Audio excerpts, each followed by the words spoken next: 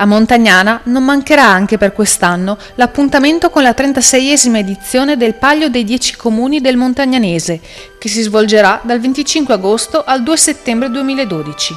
Il nuovo presidente Fiorenzo Greggio, assieme al sindaco di Montagnana Loredana Borghesan, ai sindaci dei 10 comuni, ai rappresentanti dei comitati e ai nuovi responsabili delle commissioni, ha reso pubblico il programma della Kermesse medievale della città murata, che attira ogni anno migliaia di spettatori e rappresenta uno degli eventi clou per il turismo della Bassa Padovana.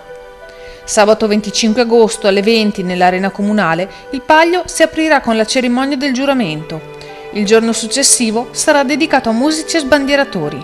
La loro tenzone animerà Piazza Maggiore alle 9 con le gare giovanili e alle 15 con i gruppi senior, mentre alle 20 si esibiranno piccole e grandi squadre dei musici. Giovedì 30 alle 20:30 sarà disputata nel Vallo della Rocca degli Alberi la tenzone degli arcieri. La cena medievale è in programma invece per venerdì 31 in Piazza Montagnana, mentre sabato 1 settembre dalle 18 il centro storico sarà animato dal corteo e dalla grande battaglia. Lo spettacolare incendio della torre alla Rocca degli Alberi sarà alle 23. Domenica mattina, 2 settembre, non mancheranno in centro storico il mercatino con le degustazioni, poi l'appuntamento sarà alle 15 con il corteo storico del Palio.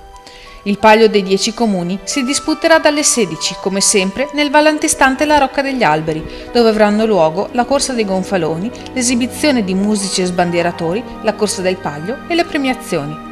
Gli eventi storico-folcloristici della manifestazione, organizzata da una squadra di persone animata da grande volontà, entusiasmo, professionalità e determinazione, avrà particolare riguardo e cura per tutti gli aspetti di ordine storico più significativi.